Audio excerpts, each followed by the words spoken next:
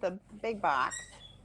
Oh, Oh, wow. I was just gonna start doing my little thing there and telling everybody about you. So Oh, I'm so excited about this topic. Well, I'm excited to see you, Todd, as well. But for those of you joining, and we're going to start in about 5 minutes. So this is just the pre stuff. But like so many people I know in that are in recovery also have ADHD, and oftentimes it's undiagnosed, but like everybody in their family knows. so, mm-hmm. so I think it's going to be a really valuable. I mean, just understanding like helps. So I have so appreciated your work on that. So we're going to talk about that more in a minute, and this will be recorded and everything. But for those of you joining, we're super glad you're here on Super Saturday Recovery Summit. And I'm glad. So we had Troy Love before, and now we've got Dr. Todd Love. So it's like there's just a lot of love going on Super Saturday Recovery Summit.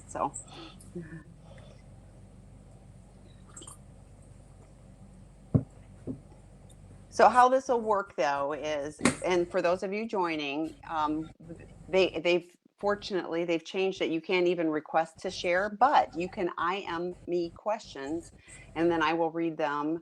Dr. Todd Love is going to do a presentation, probably, and I'll say all of this again. So those of you joining now will hear it again, but you'll hear a presentation. He's going to go through the slides. If you see the slides at the top in the blue bar right above the box, you'll see Todd L. Love. You can click on those and download them and follow along. And he's going to go through the presentation. But if you have questions, you can IM me those, and then I will ask them to Dr. Todd, and he will do his best to answer those within the time frame. We do, pretty much a hard stop because there are AA and NA meetings and everything else that we want to make sure you get to. So the lineup for today is Dr. Todd Love, and then Dr. Sunny Whedon will be at let's see, I'm on Pacific time, so it's 10 noon and 2, but it would be 1, 3, and 5 Eastern time. So whatever conversion you need to do. And then Dr. Rob Weiss will be doing his prodependence presentation, which is a great presentation. Um, um, the pathologizing language of codependence, he's really, come around a very different view. It's resonating with loved ones, and lots of addicts even identify as codependent and everything, and really, takes a very different look at something that has never been in the DSM. So we have a great lineup again for you today on Super Saturday Recovery Summit as we continue to. Well, we have a couple more minutes, and then we'll start pretty much promptly on time. I was going to, I think I'm going to introduce you in a more laid back way, and then I'm going to let you share more about yourself too. So, Okay. yeah,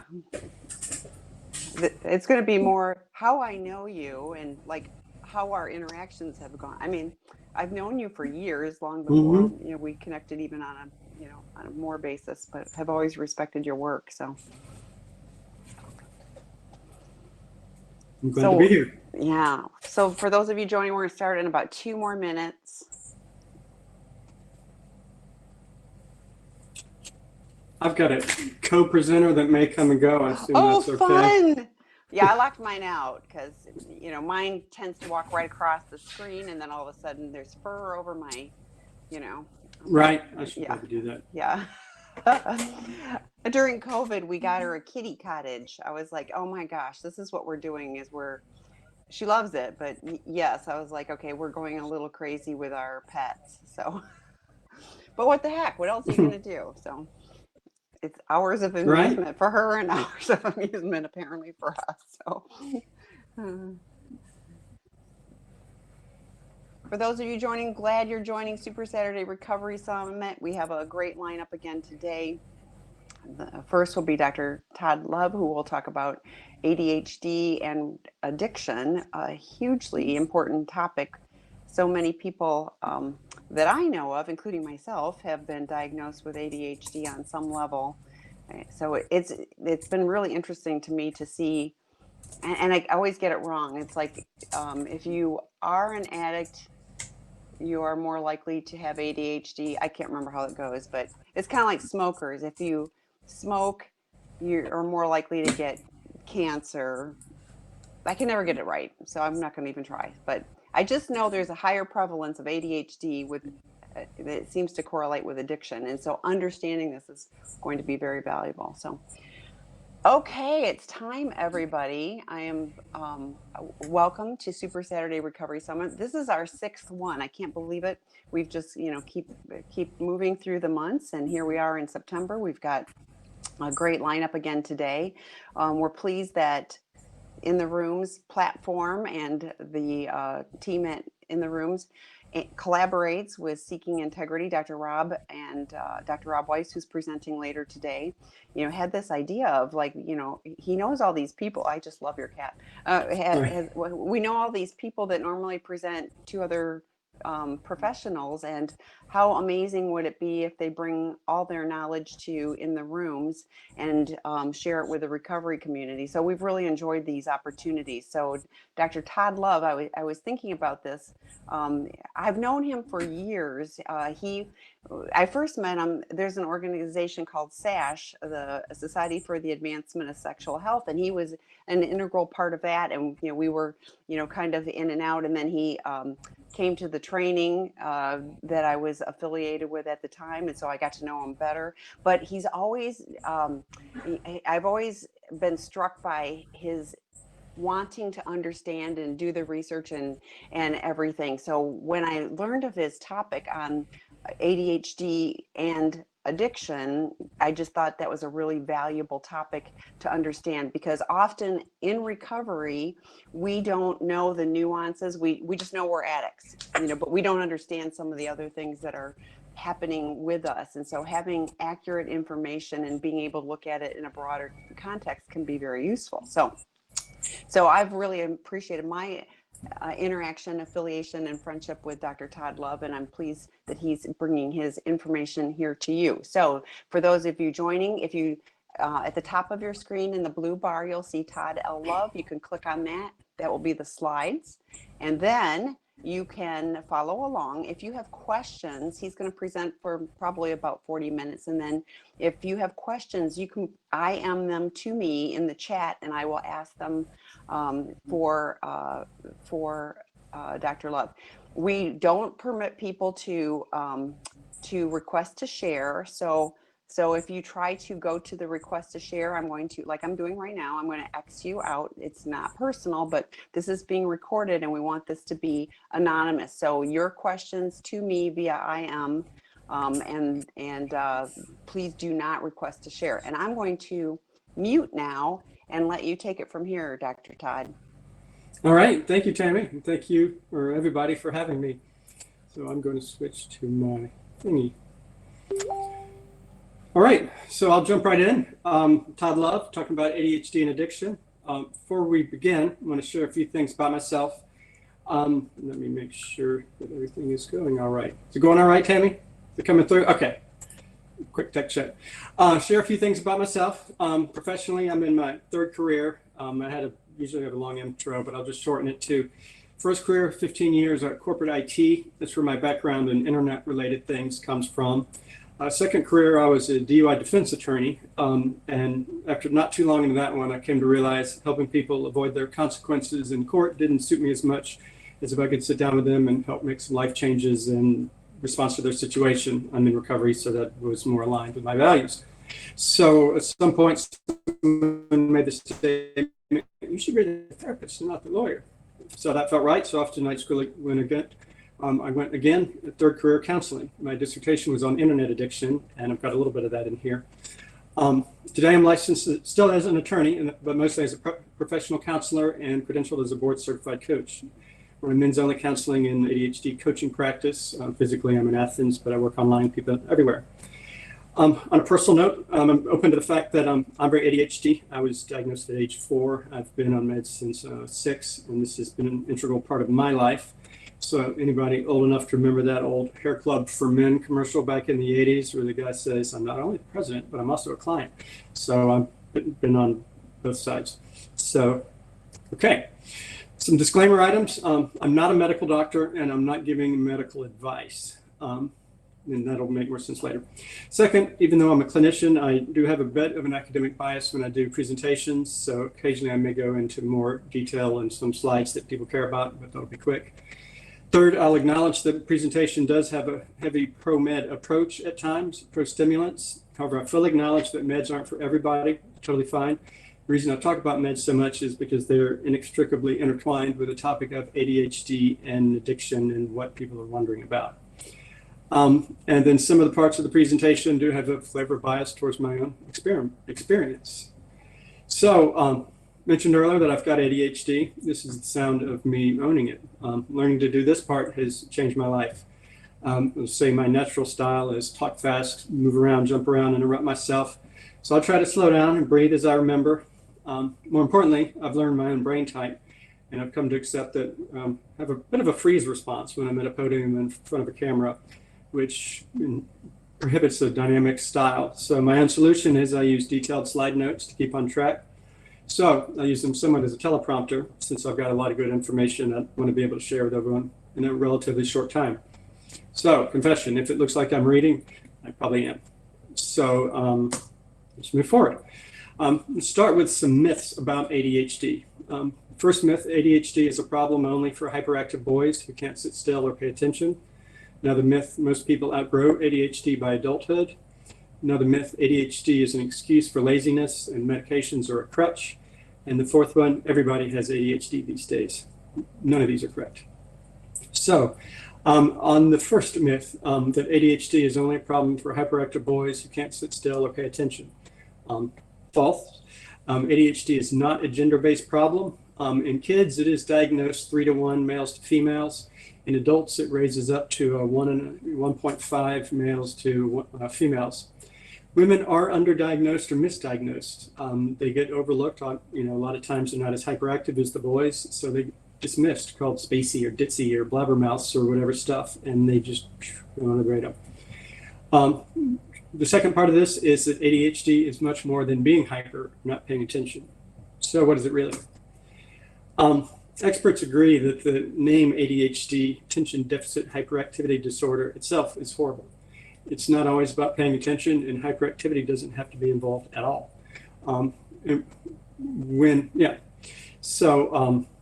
The emotion regulation part of ADHD may be the most misunderstood part. Then people think it's about sitting still and paying attention. However, similar brain regions that manage attention also manage emotions. It's part of impulse control. So this is a really important thing to be aware of. Research psychologists in the area break impulse control problems down into 3 categories. Cognitive impulsivity, which is making very quick decisions without really thinking about them. Motivational impulsivity, opting to jump towards small rewards rather than we have difficulty working for the slower, longer but bigger things. And emotional impulsivity, which is why I'm bringing this here. Our emotions can be quickly provoked. And note that we're not talking about unusual or irrational emotions, we're talking about typical or understandable feelings, but ones that other people might have bit their tongue about or calmed down, gone to their happy place. This difficulty inhibiting emotions is characteristic of ADHD that can separate it from a mood disorder. Not angry, we're not manic or depressed, we're just excitable. So going back to the emphasis on emotion regulation, to sum that part up, strong emotions can quickly be provoked in people with ADHD, and we have difficulties down-regulating it. This is a key piece that leads to the consequences of untreated ADHD that I'll talk about in a minute. So, continuing with the myths about ADHD, myth number 2, most people outgrow ADHD by adulthood. The truth is most people do not outgrow it. Research shows it persists into adulthood up to 75-80% of the time. People used to think that because the visible hyperactivity of boys generally decreases as adolescence and young adulthood, ADHD went away. However, what we found is that hyperactivity goes inward, as we call it, an internal sense of restlessness, frustration, impatience. Additionally, many adults simply learn to mask or cover up their symptoms. I probably shouldn't have a cat in my lap because I'm throwing hair in my face and I sneeze. Anyway, it's my ADHD. Back to my notes. Okay, so how does it manifest in adults? Here's a list of 9 criteria that can be helpful in evaluating whether an adult has ADHD. 1, often easily distracted by extraneous stimuli, like I just was. 2, often makes decisions impulsively. 3, often has difficulty stopping activities or behavior when we should do so. 4, often starts a project or task without reading or listening to directions carefully. 5, often shows poor follow-through on promises or commitments that we've made to others. 6, often has trouble doing things in their proper order or sequence. 7, often more likely to drive a motor vehicle much faster than others, speeding or accidents or what. 8, difficulty sustaining attention, even in tasks or leisure activities. And 9, often have difficulty organizing tasks and activities.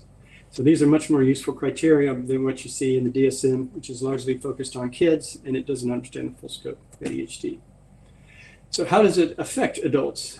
Untreated ADHD can lead to greatly increased rates of school dropouts, work problems, hard time holding a job, social problems, relationship problems. We have much higher rates of divorce. Exit. Okay. Higher rates of divorce, sleep problems, reckless behaviors. Some studies show we're 33% more likely to visit an ER and 2 to 4 times the rate of car crashes. This is recent research, came out at the conference, I think last year or the year before, and it's really a big deal. Shorter life expectancy. We're saying we're 5 times more likely to die by the age of 45. And a long-term study, MTA, found that untreated adult ADHD can take about 13 years off the lifespan of a male. I forgot what it was for women, 11 or 10 or something like that. That was big. Some people are calling it a public health issue. Legal problems, higher rates of incarceration, financial problems, impulsive spending. There's what we call the ADHD tax. It means just the constant late fees because we're always forgetting to pay the bills on time and all that. And addiction, chemical and behavioral. One thing that I forgot to list on the slide for people that are looking at the slide is the low self-esteem that comes from ADHD. Living a life of struggle, it's my own struggle, setbacks, lack of success, not being understood. This is a quote from a recent article. People blame themselves, wondering, what's wrong with me? I must be dumb. I'm never going to make it. And that's when you see a lot of broken spirits. Very capable people suffer a lifetime of sadness. Always speaks to me, and not living up to their potential, all because of undiagnosed or improperly treated ADHD. Leads to deep internal wounds and trauma. Okay, so on to the third myth. The ADHD is just an excuse for laziness, and medications are a crutch. Both of these are false.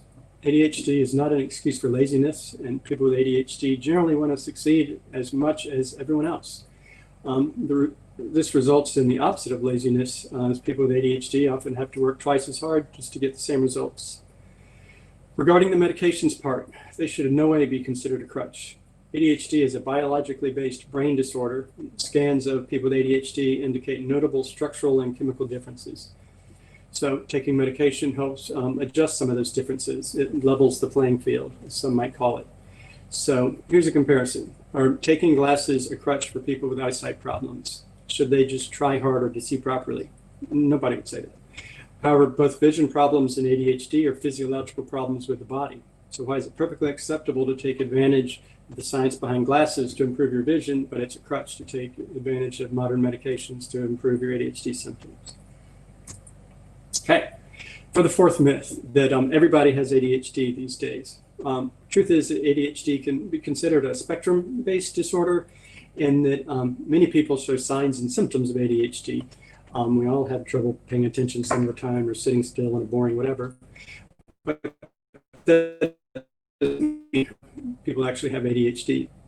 A comparison here is many people may struggle with substance use or problematic behaviors at times, but that doesn't mean they're addicts or alcoholics. Symptoms must reach a certain threshold before it's actually a diagnostic thing.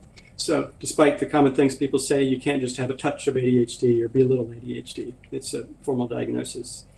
Prevalence rates, they say about up to 4% of adults, and compares with about 6% adults have depression, 3% have anxiety. So it sits there in between the two. And there's a lot of comorbidities with anxiety disorders, some learning disabilities, anxiety and depression. So what is the connection between ADHD and addiction? broken it down into two categories, physiological and psychological. Physiological factors include the fact that ADHD brain has an inherent neurobiological predisposition. We're more likely to respond positively to addictive stimuli. We have natural impulse control issues and poor judgment, and the brain craves novelty. The psychological factors include the fact that we're curious, we're more likely to experiment. Self-medicating, anxiety, boredom, stress, low self-esteem, shame, trauma. And I'm reading a quote on a slide that said that the self-medication hypothesis is compelling in ADHD, considering the fact that the disorder is chronic and often associated with demoralization and failure, factors frequently associated with substance use disorder. So, another way of answering the question of what do addiction and ADHD have in common is to look at the fact that they have overlapping neurobiology, including impairments in the reward center and the same dopamine deficiencies. Additionally, they involve similar behavioral patterns, such as impulsivity, inability to delay gratification, novelty seeking, inattention, motivation difficulties, and motion regulation issues. Okay. Shifting to the next part of the presentation, we'll talk about 3 myths about ADHD and addiction. Later, I'm going to talk about 3 myths about ADHD and addiction recovery, so I've split that. 3 myths about ADHD and addiction. First, stimulant medication treatment of ADHD in childhood can lead to addiction later in life. Second, long-term use of stimulant medication will lead to addiction. And third, people with ADHD will abuse their stimulant medication. These are all incorrect. Addressing the first myth, that childhood stimulant use leads to addiction, the truth is that stimulant medication treatment of childhood ADHD does not lead to addiction and later in life. Study after study has come up with the same findings, and I'm quoting a thing here, that there is no compelling evidence that stimulant treatment of children with ADHD leads to an increased risk for substance experimentation, use, dependence, or abuse by childhood. In fact, stimulant medication treatment for childhood ADHD reduces the risks for developing addiction. They offer what we call a protective effect. Treating ADHD lowers impulsivity, it increases judgment. Kids fit in better, they have less problems. One study found medications associated with an 85% reduction in risk of kids growing up to be addicts and alcoholics. I'd say this way at the end of the presentation, but I'm bringing it up now. The reason stimulant medication is the primary thing is it has an 80% success rate in treating ADHD, among other factors, but that's why I'm off script.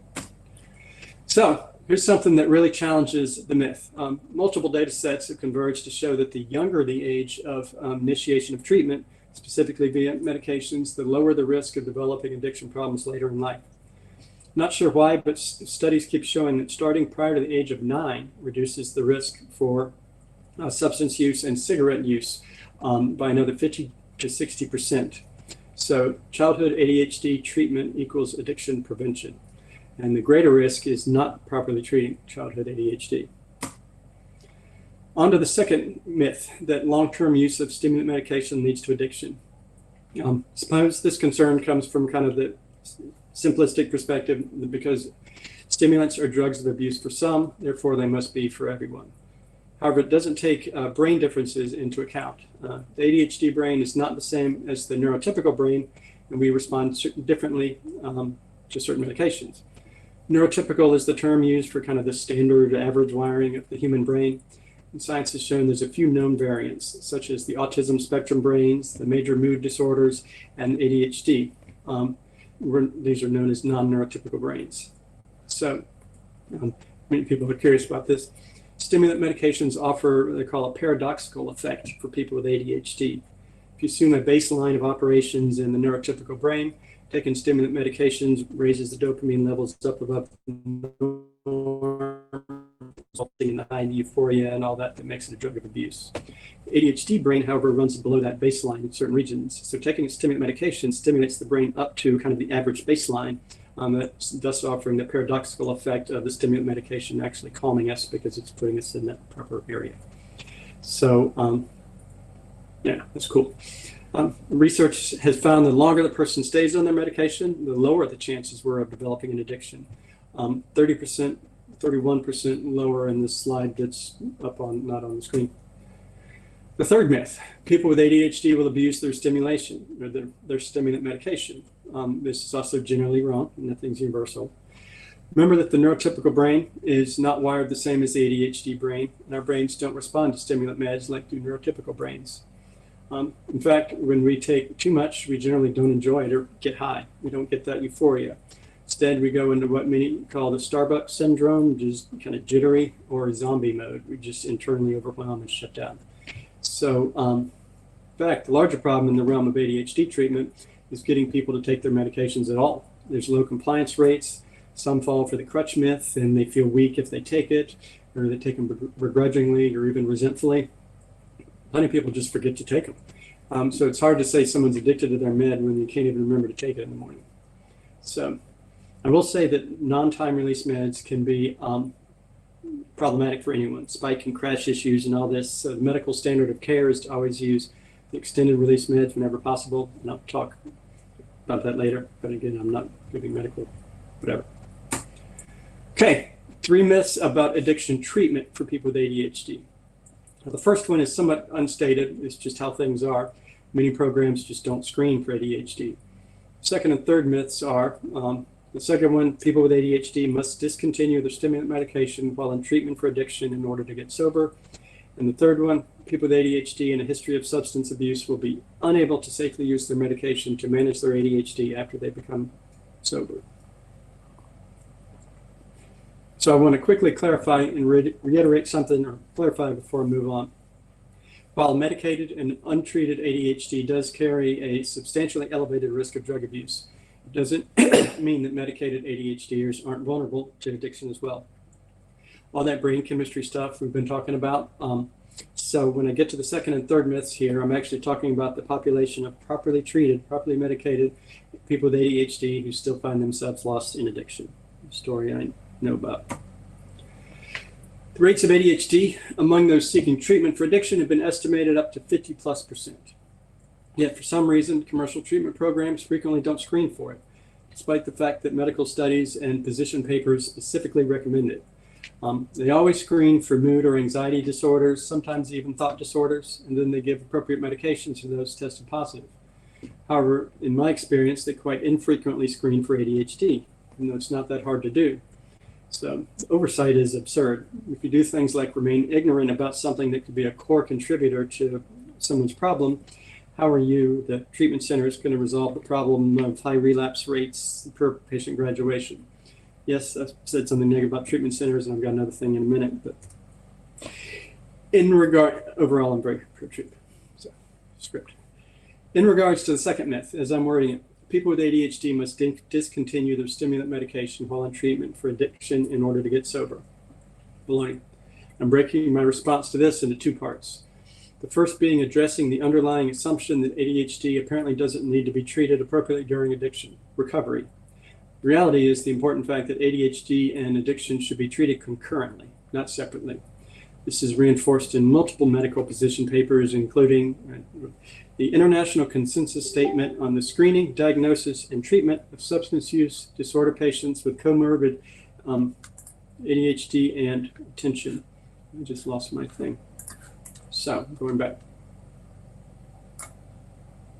Yeah, so basically a consensus paper specifically targeted to people with ADHD and substance abuse and how they get treatment. So, as expertly targeted material as somebody can get. Let's see here. And going back to my thing. So, the second part of dispelling the myth that you shouldn't or even can't have meds in treatment is the fact that stimulant medication can be beneficial, if not essential, part of treatment for the ADHD or in addiction recovery. So this is where the truth really hits, or the myth hits, that ADHD must stop taking meds in order to get sober. The truth is that stimulant meds are beneficial for people with ADHD and addiction treatment. To quote one of the top ADHD researchers from Harvard, Tim Islands, he said, no evidence in any of the treatment studies where we've used stimulants in active substance abuse clients who have ADHD where we saw the worsening of the substance abuse. Or to be even more direct, quote, the use of stimulant treatment for ADHD can be useful to reduce ADHD symptoms without worsening the addiction and should not be avoided. And that came from the European Consensus Statement on the Diagnosis and Treatment of Adult ADHD. I want to point out, when I'm talking about medication treatment, I am talking about the stimulant medications, as they are proven to be far and above the superior treatment for ADHD. I'm not a medical doctor. I won't talk anymore about medications in detail. We lost your camera a second. I don't know what happened, but I don't know if it's your Wi-Fi or if it's your camera, but. Okay. Just now, or has it been gone for a little while? Just for the last 30 seconds. I can still hear you, so carry on if it's, oh, there you are. Okay. Let me turn it off and then.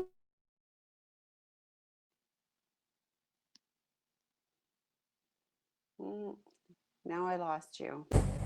And there you are. Okay. Am I back? All right. You're back. So that was weird. I don't know why that happened. But you're here, and that's all good. So thank you for letting me know. Okay. So we're talking about when I'm referring to medications, in here talking about stimulant meds, is their, the 80% success rates.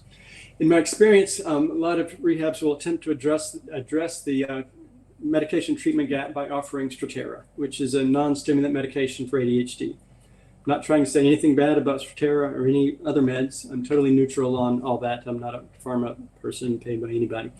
However, the rehabs that make this bargain seem to be unaware of the fact that, according to the insert put together by Eli Lilly themselves, while small changes in ADHD symptoms with Strattera may be observed in the first 2 weeks, marked efficacy may take 4 to 6 weeks at the target dose, and optimal efficacy may take 12 to 24 weeks. So that means 3 to 6 months for it to work properly after the right dose has been found, if it even works at all. So the person with ADHD is most likely taking nothing of benefit to them during their time in treatment. But the treatment centers, feel justified that we do attend to people with ADHD. We give them their medications. Okay, so here's where I take a breath and watch my own emotional reactivity, as I want to explode every time I hear about or think about a treatment center telling the individual, you'll have to stop taking your Concerta, your Adderall, if you want to join our program. I direct my ADHD clients just away from those programs. One that really infuriates me, I once heard an intake coordinator say, after all, we don't want your ADHD medication to become your next crutch. The complete lack of awareness of research findings from 25 years behind that statement knocks the wind out of me. Or that some facilities know better than Harvard-generated research or the consensus statement from the World Health Organization. So what that does is it puts rock in a hard place position. What that policy does is puts ADHD people in this rock and hard place position. Take the super bold step of going to rehab and you want to work on your addiction problem, only to have your validly prescribed medication withheld from you. And you're still expected to sit still in group therapy for about 8 hours a day, to pay attention, to be engaged, to adhere to a strict daily schedule, complete all your assignments on time. And if you can't, you run the risk of being called out for all kinds of things, resisting the process, denial, willful defiance. Sometimes this places the person with ADHD in a position that actually recapitulates their original trauma, being forced to try to comply with a situation they're unable to do so. Why should they have to work twice as hard as other members in the group to participate, especially in a non-understanding environment? Growing up in a world like that creates the shame that, again, I said earlier, leads some ADHD people into addiction, self-medication in the first place. And now you're hit with it again. Sometimes you're trying to get help. So I'll back off here. As soon as I made that point, I'll soothe myself with the knowledge that even the director of the National Institute on Drug Abuse supports the use of methylphenidate, which is Ritalin, for people with ADHD and addiction. Okay, so as we're seeing, people with ADHD may actually benefit. I've still got Kat here on me, in case you're wondering why I'm doing that. ADHDers may actually benefit from continuing their med while in treatment. To sum up this part of the presentation, busting the myth that people can't take their stimulant meds while in addiction treatment, take this quote, an article from JAMA Psychiatry, which is the world's most prestigious medical journal for mental health, as I understand it. Often, stimulant medications are withheld from individuals with co-occurring substance use disorders because of concerns of diversion and clinical worsening. Instead, the study found the opposite. Patients benefited from treatment, thus under closely monitored conditions, and this is pharmacotherapy should be promoted, not barred. And that was a study that was using Adderall to treat people with ADHD who were in treatment for cocaine addiction. So, in response to the third myth, people with ADHD and a history of substance abuse will be unable to safely use their medications to manage their ADHD symptoms after they become sober. Again, that's wrong. I'm not sure of any studies that show that. There are plenty that show the opposite. For example, methylphenidate treatment, so again, it's Ritalin, reduces ADHD symptoms and the risk for relapse to substance use in criminal offenders with ADHD and substance dependence. That's the name of a study that's very detailed. Another one said higher doses of methylphenidate were associated with longer-term treatment adherence to people with ADHD and substance abuse problems. So, lost the reference for this last one. It's on the slide without the reference. It's a bummer because it really sums things up. They say, interestingly, in reviewing neuroimaging findings, some have conjectured that ADHD and substance use disorder related cravings share neurobiological similarities, and that treatment for ADHD may reduce the craving for substances and subsequently reduce the risk for relapse to substance use. Okay. So here's another one. Not bashing 12 steps. I know they've helped gazillions. I've been to hundreds of meetings myself. However, it's important to point this point out because many have come across this problem. There's a common theme among many 12-step groups, not just AA, that a person must quit all drugs, including medications, especially addictive ones, in order to get sober. They seem to deem it irrelevant if the medication is properly prescribed for a medical purpose. In reality, the official AA position is as follows, and I'm quoting, "The spirituality of AA does not compete with medicine. Alcoholics Anonymous published work is very clear that it is wrong to deprive any alcoholic of medication which can alleviate or control other disabling and or emotional problems, and that no AA member plays doctor." That was page 34, paragraph 11 from a pamphlet called The AA Member Medications and Other Drugs that was published by AA World Services. So, I once had a client whose sponsor dropped him after a year when he learned the sponsor was taking Ritalin. He revoked his sobriety time and dropped him cold, despite the fact that the guy was kicking ass with his new life in sobriety. No AA member plays doctor. Okay. Another quick piece I need to cover is the topic of behavioral addictions, as that's my portion is specific to substance abuse and addiction and ADHD and all that. Behavioral addictions. 2011, the American Society of Addiction Medicine released a sweeping new definition of addiction based on decades of research. They confidently declared that addiction is one problem, whether it's alcohol, cocaine, internet use, gambling, or sex. So it's important. Note that it's particularly important to understand when discussing addictions not involving chemical ingestion. From the neuroscience perspective, addiction is about reward more than pleasure. They used to think of the mesolimbic dopamine pathway was the pleasure center of the brain. There's that pleasure principle and all that. They now more clearly refer to it as the reward center. Or even more specifically, let's talk about it in a second, it's that anticipation of reward. So, broken examples of addictive behaviors into three categories. You can't see if you don't have the slides, but find them later.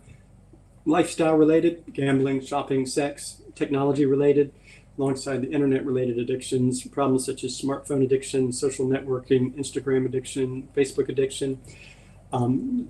Internet addiction is a huge area of investigation, just not much here in the United States. I'll get to that later. And there is a lot of research specific on Instagram addiction these days. It's interesting. They've got all kinds of assessment scales and stuff that's been validated and whatnot. The third area is food related. The problem of binge eating is currently under heavy research at the National Institute of Drug Abuse. They're churning out highly detailed studies showing reward circuitry overactivation involved with binge eating. So, continuing my logical path forward, about gambling disorder, since it's the easiest behavioral addiction for people to get behind. I found 23 papers published over the years on the intersection of ADHD and gambling disorder, also known as pathological gambling. Extracted some key points from the pile of studies. For example, it appears that approximately 25% of people with gambling disorder also have ADHD. Gamblers with ADHD seem to get the problem earlier, and they struggle worse than non-ADHD problem gamblers. Not surprisingly, research found that treating the underlying ADHD helps resolve a gambling disorder. Okay, you're not coming back. Okay, talking about the specific problem of the internet addictions. Let's see here. In addition to the broader concept of internet addiction, it can manifest in specific ways such as internet gaming disorder, internet pornography addiction, and the other internet-related problems such as social media addiction. Apparently, I'm doing this.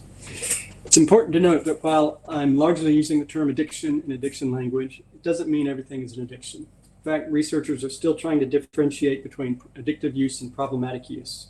So just like we don't say everyone with attention or hyperactivity problems has ADHD, we can't accurately say that everyone who spends too much time staring at the phone has an internet addiction. Reserving that for that term for people who can't stop when they know they should, and they're starting to collect consequences. We all know consequences is a key concept in addiction.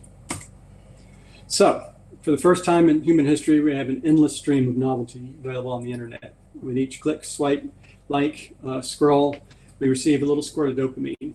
Each squirt of dopamine in the brain is interpreted as something that's really important, but usually it's not. Much of today's internet use somewhat mimics the rat in the lab pressing his lever, and the brain gets conditioned to think this is very important, although we're rarely engaged in any activity on the internet that furthers our survival, or survival of our genes. I think that slide, I got that from somebody years ago. So, is there an intersection between internet addiction and ADHD? It's not going to surprise anyone. The answer is a resounding yes. That endless novelty part is what makes ADHD so amazingly vulnerable to internet-related addictions. Our brains crave novelty naturally, and what's more shiny and novel than whatever the latest crap is the internet has to offer. Sorry, did I say that? I recently wrote an article for Attention magazine talking about this very problem. They asked me to write it since it's an elephant in the room that's just woefully under-discussed in the United States. But there's tons of scientific research on the area. It's just mostly generated outside the US. Researching for a related presentation last fall, I found 40 academic studies from outside the US published in the last 5 years. These are all specific to the topic of ADHD and internet addiction and how they intersect and interrelate. They range from studies in the behavioral sciences, such as internet addiction and self-evaluated ADHD traits among Japanese college students, to the field of neuropsychology, associations of personality traits with internet addiction in Chinese medical students, the mediating role of ADHD symptoms, and to the just hardcore biological sciences, such as altered functional connectivity and default mode network and internet gaming disorder, the influence of ADHD. So what are the common findings among all that research? Narrowed it down to some. About 20% of young adults with ADHD struggle with internet addiction, although that number could probably be way higher. That's what research found. Severity of ADHD symptoms links to the risk of and severity of internet addiction. Both males and females with ADHD are equally vulnerable to internet addiction. There is a definite overlap between ADHD brain wiring and internet addiction brain wiring, which is not surprising. Internet addiction, substance abuse, and it all is the same thing. Addiction is addiction, and ADHD is same. ADHD meds can help with internet addiction treatment, and some of the ADHD specific risk factors included sensation seeking, frustration intolerance, and boredom aversion. Boredom is a big one.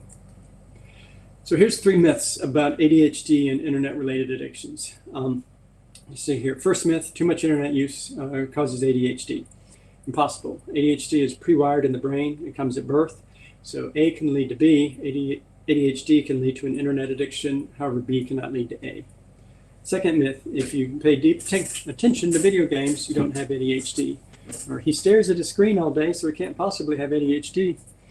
Truth is, remember that ADHD isn't about a deficit of attention. It's about difficulty appropriately managing the attention. So hyperfocus is as big a problem as lack of focus, as is loss of time and stuff like that. Third myth, it's a child-adolescent problem. It's not a problem for adults. It's not really specific here, but the truth is 20% of young adults with ADHD struggle with internet addiction. These are interesting stats that aren't specific to this, but 70% of gamers are over 18 years old, and there's more adult women that game than there are teenage boys. Cool. No. In my practice, I work with a lot of people struggling with either problem internet use or internet addiction. With either case, I think it's good to start with the notion of when you treat the person, you must also treat their environment. I think this applies to people with ADHD in general. In today's world, with high-speed internet access everywhere and escapist virtually all of the time, many of us just need safe environments where we know the ease of access to such content is made less easy. Like the analogy, no one would expect someone with a drinking problem to get sober while carrying around a small bottle of Jack in your pocket at all times. But how about those of us who are naturally impulse control impaired, easily overwhelmed, drawn to escape and zone out, and then get hooked on the internet? Isn't carrying around an unmanaged smartphone in your pocket somewhat the same thing? So I like the why set yourself up to fail for relapse. Instead, protect yourself from yourself. Along those lines, there's some technology solutions available that can help with this need. Time tracking, selective blocking, content filtering, accountability. A few slides in the presentation I don't have the time to cover. You can read them if you download the PDF. I'm not endorsing any specific products, rather just listed some of the relevant ones I know about. Time tracking programs, rescue time, screen time built into the iOS, and Google has digital well-being. Once these things kind of give us some insight into where our time is going, we can do things like, start programs like Freedom and Focus Me come into play. I really like. It's a website. Freedom is a website and app blocker that can be set to run at certain times and block certain things, set manually or recurring. For example, during office hours, I have things like news, sports, shopping, all blocked from my office computer. So if I get some unexpected free time, I can go, and pull myself over there. It forces me to be more productive and stay on track, protecting myself from ADHD tendencies. It's really cool. And then I'm going to skip to the next two. So now that I've raised the alarm about all this, big question, what to do about it. Recent podcast, senior ADHD expert Russell Barkley laid out 5 components of an optimal treatment program: proper diagnosis, education, medication, modifications such as changing behaviors and cognitions, and accommodations, as in the alteration of your environment. Starting with the first, getting a proper diagnosis. As a starting point, there's a good self-test available online, the ASRS. You can see it on my slides. The next step would be to see a clinical mental health professional. Unfortunately, there's no single official test for ADHD. Getting a diagnosis can range from simply sitting down and exploring it with your therapist or another expert who has proper knowledge about adult ADHD, to the other end of the spectrum where complex neuropsychological testing may be involved. Because there's an Adderall problem in the sense that some non-ADHD people game the system in order to get easy access to the drug, many medical doctors won't write prescriptions for stimulant medications until patients go through this process and then present some official paperwork from a clinical psychologist stating that they have ADHD. In reality, this process isn't always necessary to clinically confirm someone has ADHD, especially for adults with more clear-cut cases, those who everybody knows or suspect for a long time they have ADHD, and this person is just now willing to take the steps to address it. Fortunately, neuropsychological testing is expensive. It easily costs over $1,000. So for those who don't have health insurance or access to money like that, the requirement for getting expensive testing can become a barrier to treatment for people who need it. So that's unfortunate. Second core piece of ADHD treatment and management is education. Learning about your ADHD and owning it. Dispelling myths, getting the facts, teaching those around you, advocating for yourself. Getting the right medication is along the lines of advocating for yourself. Getting the right medication is particularly important as a person in recovery. So when you go in for medications, you may find you know more about this one point than your prescriber, your doctor, or PA, nurse practitioner. If they offer a non-time release medication known as instant release, consider declining it. You may even want to consider getting another prescriber who has more up-to-date training in that area. Staying in my own lane here, I'm not a medical doctor or prescriber. I'm just reporting my knowledge of the in the published field. And that is that time-release medications are the first line of treatment for ADHD, and they should be the only option for people in addiction recovery. Going back to learning about ADHD and teaching those around you, understanding it and how it impacts intimate relationships is critically important. That's the subject of its own talk. So I'll just refer to the expert here, Melissa Orloff. Man, I shouldn't have had a cat with me. Melissa Orloff is my favorite author on the subject. She has a pair of books. The first is called The ADHD Effect on Marriage. The title says it all, just kind of conceptualizes. She followed that up with A Couple's Guide to Thriving with ADHD. I don't have time to say anything more other than get those books. So what's next? Next slide in the visual presentation highlights some great online resources for ADHD. Attitude or ADD magazine online has great expert blogs on the subject. ADD.org takes you to the Attention Deficit Association, a fantastic group for ADHD people and those who love them. In addition to webinars and such, ADA also has lots of peer support and accountability resources, which is really great. Finally, I want to reference Jessica McCabe and her work. She has a YouTube channel called How to ADHD. tons of short, fun, informational videos, very useful and targeted, such as sleeping with ADHD or talking with others about your ADHD. Some for younger people, how to talk to your parents if you think you have ADHD, but they don't believe in it. Her most influential work, for lack of a better term, is her TEDx talk called Failing at Normal. I get emotional just thinking about it or mentioning it. If you haven't seen it, I recommend watch it immediately. Maybe finish this, but then go watch it. It's amazing. It's a TEDx talk, and it's called Failing at Normal. Okay. Third part of ADHD treatment and management is medication. Despite all the beliefs and layperson opinions out there, ADHD stimulant medications are hands down the most effective form of treatment. I think they have about an 80% positive response rate. Note that meds are the cornerstone of treatment and not the sole component. As the saying goes, the pill doesn't teach the skills, it just levels the playing field. So the fourth part of treatment and management is that you need to learn the skills to counter the executive function impairments as they impact you personally. There's a lot of books and resources for this, including an entire field of ADHD coaching that has popped up to help people learn these skills and achieve their goals. Also, medications don't help a lot with the emotion regulation difficulties, so learning mindfulness and things like that really help with emotion regulation and stress management. Finally, the fifth piece of the ADHD treatment management puzzle is accommodations, altering your environment to accommodate your needs. We're non-neurotypicals living in a neurotypical world. We need to make adjustments where possible in order to increase our chances of success. Formal accommodations are a core example. ADHD is an ADA recognized disability, American Disabilities Act, and with a proper diagnosis, which does require the official neuropsych testing, we qualify for a world of accommodations. For example, extra time for taking tests in educational settings in order to counterbalance the loss of time through distractibility. When I took the bar exam, I was able to get moved from a room of 500 people in a convention center to a room of 10 people. That changed everything for me. Workplace accommodations take all kinds of forms. Going with the distractibility example, you might need to be moved from a bullpen environment, which just won't work, assuming an office job, to a place less distracting, a private office if you can, or a corner cube or something. There's myriads of examples where accommodations can make all the difference in the world to help succeed with ADHD. Perhaps most interesting and relevant to this group is the similar strategies for both ADHD management and addiction recovery. For example, there's some core self-care factors to consider. 3 key ones being proper sleep, regular exercise, adequate nutrition.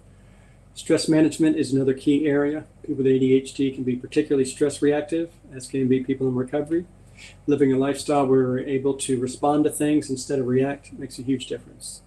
Along those lines, both groups thrive in an environment of structure and routine. I ask nearly the same question for my ADHD clients as I do my addiction recovery clients. So what is your daily routine for recovery? Or what is your daily routine for keeping ahead of your ADHD? Both about what is your daily routine. Very similar needs for long-term success. Finally, be aware that boredom is the enemy. Keep engaged. Generally speaking, people with ADHD do not idle well. So, bringing this all together, here is a summary of some of the points. It's not just a kid's problem. 75% of the cases are lifelong. It's about 4% of the adult population. ADHD is a disorder of executive function and self-regulation. Untreated ADHD can bring major impairments and costs, including shortening a lifespan. It can have major impacts on relationships. Another point, own your ADHD, teach others about it, advocate for yourself. Another piece, stimulant medications are a cornerstone of ADHD treatment, but they should not be the sole component. Pills don't give skills. Add counseling, coaching, peer support. Summary of the ADHD and addiction points, that section.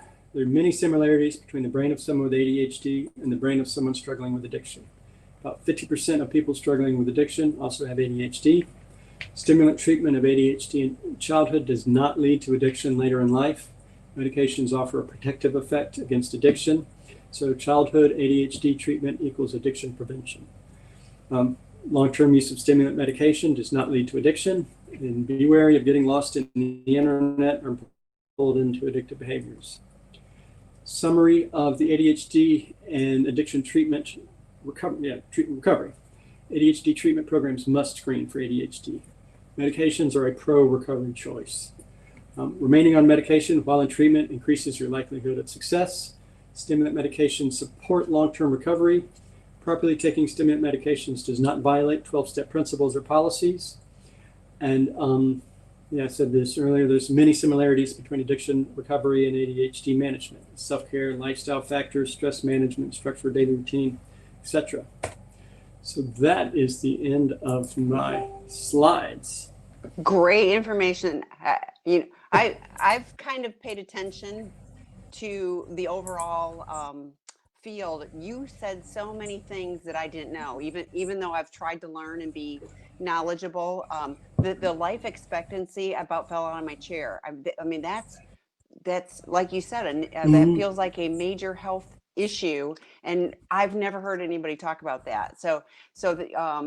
But so much of, I've heard sponsors say you've got to stop all your medication. You're not. I mean, like there's so much in here. But you've got some questions. So the first one is, and I probably won't say this correctly. I probably have dysgraphia. Is that something you're familiar with? Mm-hmm. Okay, because it says differ. Sure, it's a handwriting disorder. Oh, I've not heard of that. So is that tied to ADHD or any of that type of thing?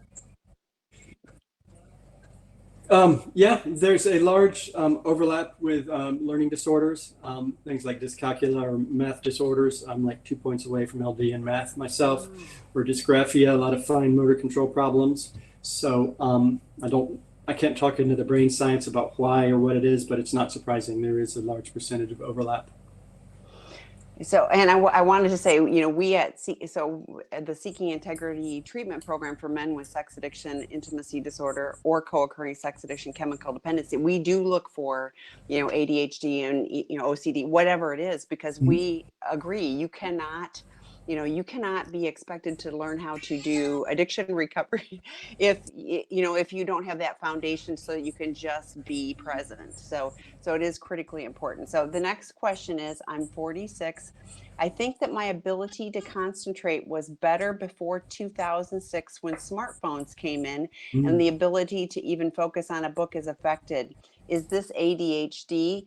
I think I do have an internet addiction. How can I I'm going to break this back down. How can Mm. I get over the feeling that I am missing something important if I stay away from my internet, social media? Wow, can totally under. So the first one was, do you Mm. think that someone, like, if they're starting, I mean, I do think it's easier now because it's like pornography. It used to be Playboy. Well, now it's like a zillion images on the internet. So I think that there is something to the technology has increased, but does that automatically, well, this person is saying I had the ability to focus, and then smartphones came along and now I can't even read a book. So thoughts on that? Um, did that person say they had been diagnosed with ADHD? They do not say that. Right, They're saying, is this ADHD? So they're kind of wondering. right. And so, yeah, there's a lot of research out there. We're talking about like cognitive fatigue or attention fatigue, and like a pie chart of how much attention we can have and all this stuff. And so, the whole myth of multitasking has been kind of taken apart. So, yeah, I don't know exactly what the findings are, but from that one slide, I don't think it can or it can't create ADHD, but it is putting people on that spectrum of symptoms much further than people used to be because we're just so used to distractibility. And guys talking about I can't sit for 3 minutes without doing something with my brain, and so that is similar to the ADHD life, but I don't think it has created that wiring. I think people do the digital detox thing, mindfulness, learn to kind of unplug and all that. That stuff can come back to a more natural whatever. So like a digital detox, because this person shares, I get the feeling that I'm missing something important if they stay away from the internet or social media. Yeah, the FOMO thing, that's its own. I mean, we can get into internet addiction treatments, stuff here because this is all super relevant and related. So for time purposes, you may want to put that aside, but I understand completely. So the next question, my question, I have been on Strattera 80 milligrams for 6 years now. I've tried to get off of it, but couldn't. Do I take a pill the rest of my life?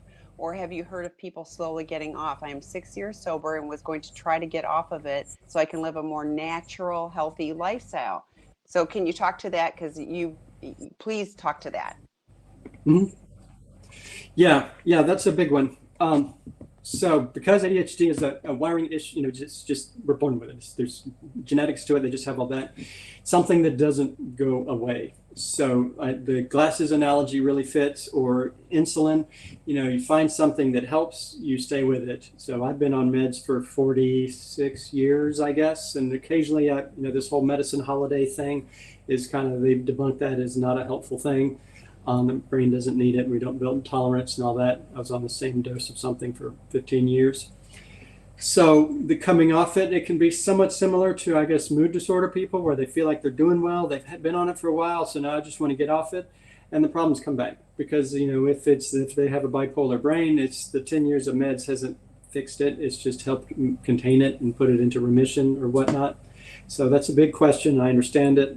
A lot of people, not to watch radio, want to go to these natural remedies and all this stuff, which doesn't have any, there's just so much stuff in them, and they're not regulated, and they can be really expensive. People are selling these, well, $100 a bottle a month will say this thing that'll treat your ADHD, and in reality, in lab tests, they will know all the stuff that's in them, and it's not necessarily as good for you. So I don't know. And I'm not paid by pharma. I'm not using any names, but I am a fan of find the right medication, stick with it, and I'm grateful that I've got access.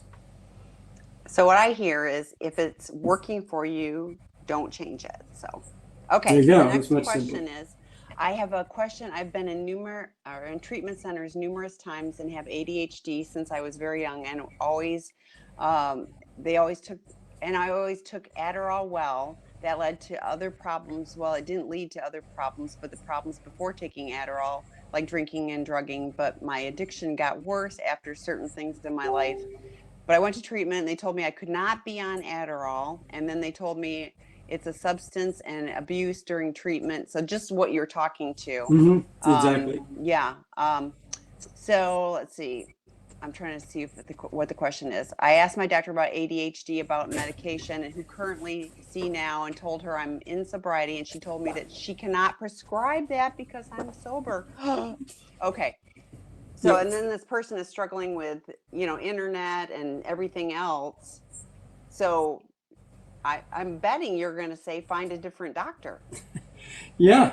So, I mean, there's so much incorrect information, inaccurate information. I attended a seminar for prescribers where the psychiatrists were admitting like 8% of psychiatric residencies talk about ADHD. So even those experts Wow. don't have all the knowledge and stuff. So it's not, a surprise that a medical doctor will have the misunderstanding that you can't do it because you get addicted, but you don't. If you have an ADHD brain, you're less likely to relapse. So I would really encourage everyone. So if you did not download, so the slides in the blue bar across the top, there's Robert Weiss, there's Todd L. Love, and then Sonny Whedon. So this was Todd L. Love's, and he's got those resources, including those groups Mhm. and the magazines and the TED Talks. So please download that and follow those resources. This is why this was so important to me, because exactly what you're saying is you're getting advice that is going to be counterproductive for you and your long-term health. I mean, morbidity rates are high, but also your ability to just function and remain in recovery, is compromised if you don't have the proper medication. Just like the glasses, we need to have the Mhm. right vision to be able to see what we need. So I'm so grateful for this talk. We're out of time, Can I say one but last thing real please quick? do. Yeah, Yes. so I have a 2 page or a double-sided handout that I've put together that some clients have taken to their medical doctor that lists all the relevant research, and the doctor has said, okay, based on this, they're willing to try medication. So if anybody thinks that would be helpful for them, feel free to email me. I think my email's in here, Todd at Todd Love. You can also get it on my website, but it is Say it something that you could slower. discuss. Todd Todd, at doc doctoddlove.com is my domain. Todd TODD love LOVE.com. Yep. So yeah, please do reach out to him. I'm going to be on later today. You can IM me, and Tammy at TAMI. I'm a 4-letter word. Tammy at seekingintegrity.com. I'm happy to share resources with you too and get you to the right thing. So For those of you joining, thank you again, Dr. Todd Love. And for those of you, I'll see you in an hour. Sunny Whedon will be on. So thanks, everybody. Thanks, everybody. Thanks for having me. Thank you.